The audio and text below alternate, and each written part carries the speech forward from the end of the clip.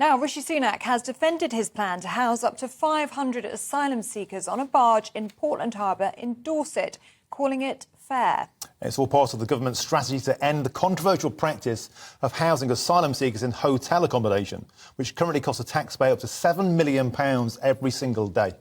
Well, joining us now to discuss this all this morning is Parliamentary Under-Secretary of State for Roads and Local Transport, Richard Holden. Good morning to you, Richard. And I know that you're here today to talk about roads and improving Britain's roads, and we will, of course, touch on that. But we did want to start by asking you about Rishi Sunak's new plan to house migrants on a barge just off the coast of Dorset. It's been called inhumane by councillors down in that council in Dorset. 500 migrants on board. Is this somewhere you'd like to live?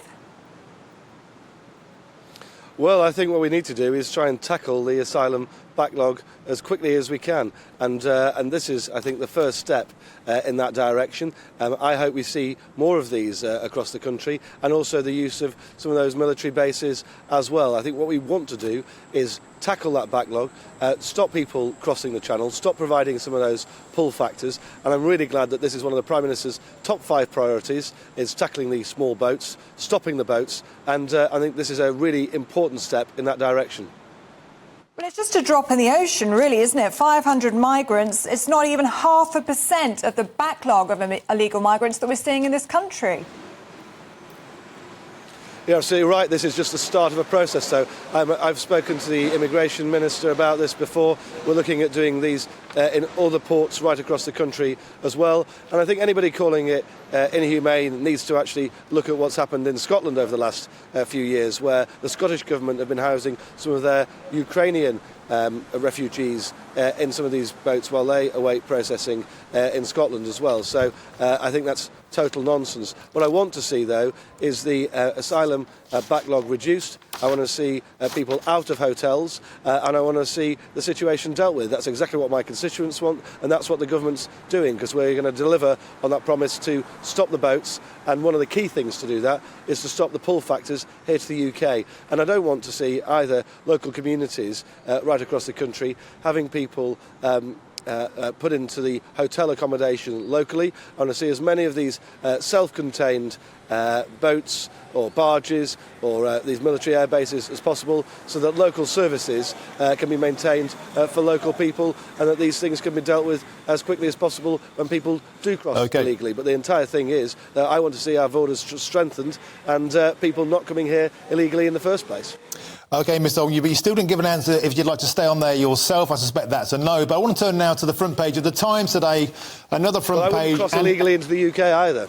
OK, just let's talk about the front page of the Times today. Another day, another cash for access scandal for the Conservative Party. This time, Scott Benton for Blackpool South has had the whip withdrawn after offering access to gambling companies.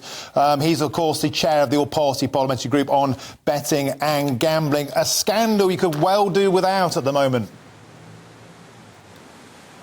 Well, look, I think it's quite right that it's been referred to the Parliamentary Commissioner for Standards. The government toughened the rules not that long ago to say that people couldn't do paid lobbying for companies. And furthermore, he's also, the Chief Whip, suspended the whip from Mr Benton yesterday. Look, I was a member of the all-party parliamentary group on tackling gambling harm, along with Ian Duncan-Smith, who's done a lot of campaigning in this area, another Conservative MP, Ronnie Cowan from the SNP, and Carolyn Harris from Labour, all key members of that.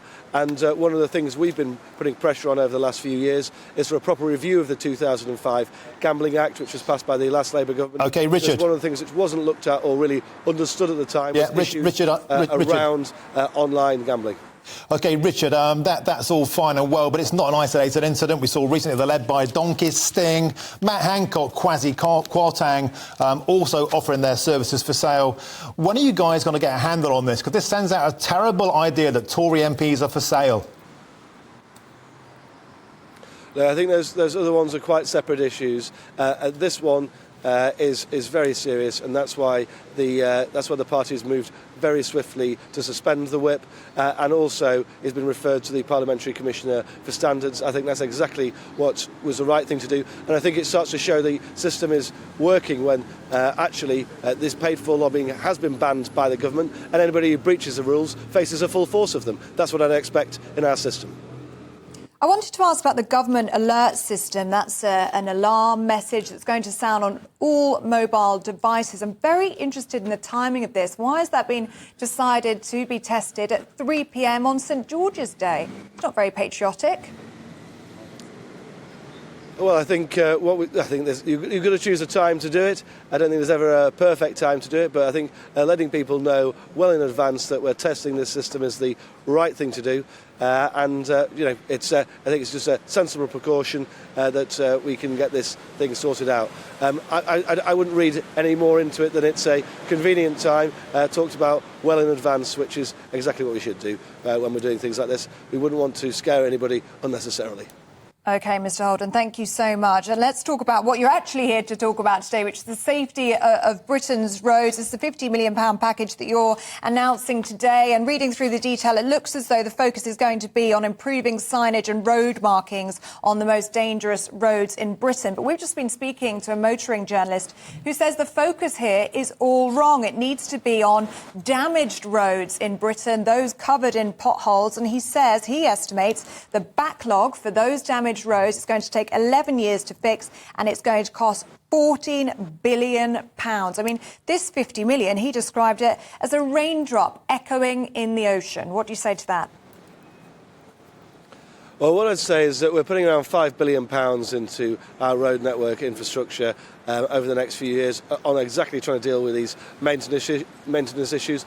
We've put another 200 million quid on top for this year into the budget as well. So that's £5,200 million over the next few years looking into this. But I also want to tackle road safety. There are some parts of the country, specific roads, all of your viewers will have them in their areas, where they know these are generally smaller A roads, where there's things like adverse cambers, which need to be fixed, poor junctions, which need to be improved, which cause road accidents, and 27 schemes. This is the third tranche of the Road Safety Fund we've launched. We're hoping to do another one later this year as well. We're really investing to try and tackle some of these issues around road safety. And what I'd say for this £50 million investment today on 27 schemes, from the Isle of Wight to Surrey to Suffolk, all the way up to Newcastle and Lancashire, is what we're trying to do is target some of the worst roads where there's a real road safety issue there.